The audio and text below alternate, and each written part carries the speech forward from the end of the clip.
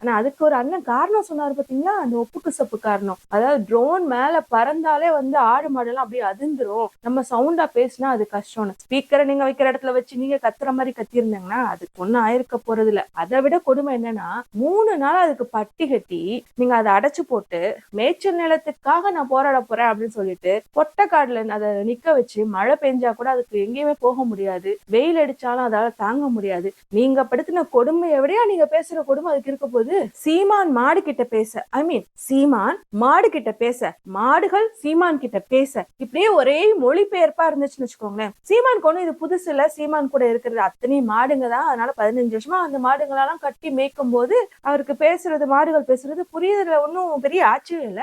அதுக்கப்புறம் சீமானே அப்படிங்கிறப்ப அவருக்கு கண்டிப்பா புரியும்னு வச்சுக்கோங்களேன். ஆனா என்ன மாடு பேசுதுன்னு உட்காந்து நம்மளுக்கு மொழிபெயர்த்துட்டு இருந்த அதே நேரத்துலதான் பிரைவேட் டியூட்டருக்கு 50,000 ரூபாய் கொடுத்து ஆங்கிலத்தில் இருக்கும் அறிவியலை மொழிபெயர்த்து அவரோட பசங்க 2 பேருக்கும் அங்க வந்து கிளாஸ் நடந்துட்டு இருந்துச்சு. ஆனா நம்ம அவர் முன்னாடி போய் குத்த வச்சு உட்கார்ந்து அவர் என்னடா மாடு கிட்ட பேசிட்டு இருக்காரு, மாடு என்னடா அவர்கிட்ட பேசிட்டு இருக்குது அப்படின்னு அந்த மொழிபெயர்ப்பான சொற்பொழிவை பார்த்துட்டு வந்திருக்கோம்.